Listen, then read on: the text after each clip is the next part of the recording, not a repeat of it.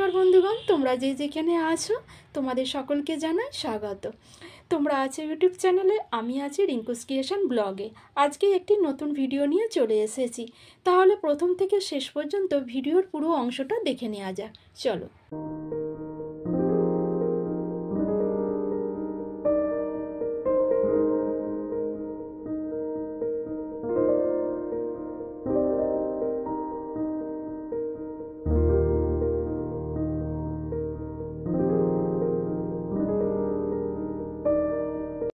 এগুলি হলো কাজু বাদাম।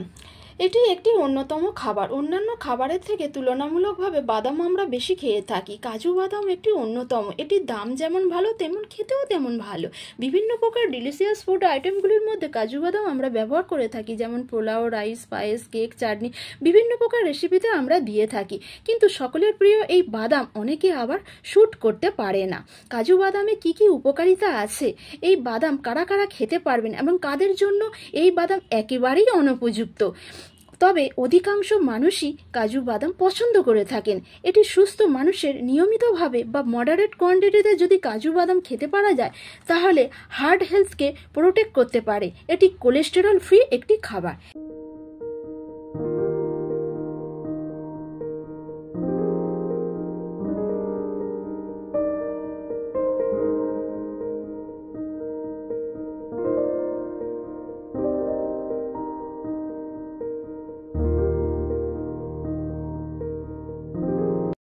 বাদামের মধ্যে রয়েছে ম্যাগনেসিয়াম। এই ম্যাগনেসিয়াম হার্টের মাসেলগুলিকে ঠিক রাখে, ফলে ব্রেনের স্ট্রোকের সম্ভাবনাও থাকে না। যে সমস্ত মানুষেরা অ্যামিনিয়ায় ভুগছেন সেই সমস্ত মানুষেরা নিয়ম করে যদি কাজু বাদাম খেতে পারে তাহলে কাজু বাদামের মধ্যে যে আয়রন ও কপার রয়েছে তা হিমোগ্লোবিনের মাত্রাকে বৃদ্ধি করতে পারবে এবং হিমোগ্লোবিনের মাত্রা বৃদ্ধি পেলে শরীরের অ্যামিনিয়ার সমস্যাও দূর হয়ে যাবে। দৃষ্টিশক্তিও নিয়ন্ত্রণ করে থাকে, কারণ কাজু বাদামের মধ্যে জিয়াজেন্ট্রিন নামক এক ধরনের বিশেষ অ্যান্টিঅক্সিডেন্ট রয়েছে, ফলে চোখকে ভালো রাখতে সাহায্য করে এবং দৃষ্টিশক্তিকেও ভালো রাখে। ছোট্ট পড়ুয়া ছেলেমেয়েরা যদি মডারেট কোয়ান্টিটিতে যদি কাজু বাদাম খেতে পারে তাহলে তাদের স্মৃতিশক্তি এবং ব্রেনের ফাংশনালকে বৃদ্ধি করতে পারবে, সুতরাং স্টাডির ক্ষেত্রে ভালো ফল পাবে।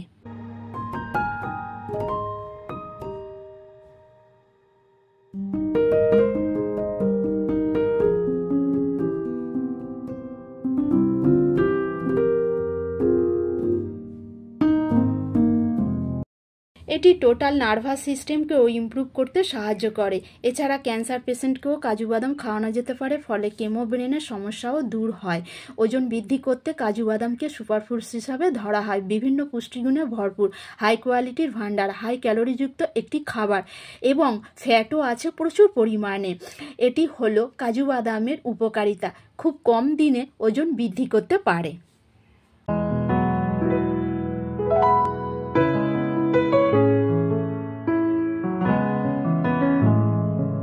আর কাদের পক্ষে খাওয়া অনুচিত অর্থাৎ কাদের খাওয়া উচিত নয়, যারা খুব বেশি ওবেসিটি অর্থাৎ স্থূলকায় ভুগছেন সেক্ষেত্রে কাজু বাদাম থেকে দূরে থাকাই ভালো, কারণ ওজন বৃদ্ধি করে, হাই ক্যালোরি রয়েছে এবং ফ্যাট রয়েছে প্রচুর পরিমাণে। কাজু বাদাম বাদ হয়ে দাঁড়াতে পারে। হার্টের পেশেন্টদের ক্ষেত্রে নিরাপদ নয়। হার্টের সমস্যা থাকলে খাওয়া মোটেও ঠিক নয়, কারণ 100 গ্রাম কাজুর মধ্যে 45 গ্রাম ফ্যাট রয়েছে। ব্লাডে ট্রাইগ্লিসারাইডের মাত্রাকে বৃদ্ধি করতে পারে, ফলে হার্ট অ্যাটাকের সম্ভাবনা থেকে যায়। কিন্তু যাদের হার্ট ভালো আছে, কোনো রকম সমস্যা নেই, ট্রাইগ্লিসারাইডের মাত্রা অনেক কম আছে, তারা অনায়াসেই কিন্তু এই বাদাম খেতে পারে হার্ট প্রোটেক্টের জন্য। একটি সুস্থ স্বাভাবিক মানুষের সারাদিনে কত পরিমাণ কাজু খাওয়া দরকার? 10 থেকে 15টাই যথেষ্ট। 15টার বেশি খাওয়া উচিত নয়। তাহলে বন্ধুগণ, কাজু বাদাম সম্পর্কে আমাদের সঠিক ধারণা নির্ধারিত হলো।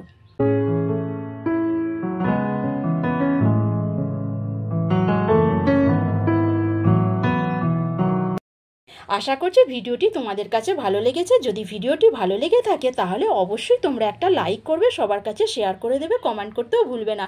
আর নতুন বন্ধুদেরকে জানাবো তোমরা চ্যানেলটিকে সাবস্ক্রাইব করে দেবে, পাশে থাকা বেল আইকনটি প্রেস করে, তাহলে পরবর্তী ভিডিওর নোটিফিকেশন সবার আগে পৌঁছে যাবে। আবার দেখা হবে অন্য কোনো নতুন ভিডিও। ততক্ষণে তোমরা ভালো থেকো, সুস্থ থেকো। ধন্যবাদ আনতে।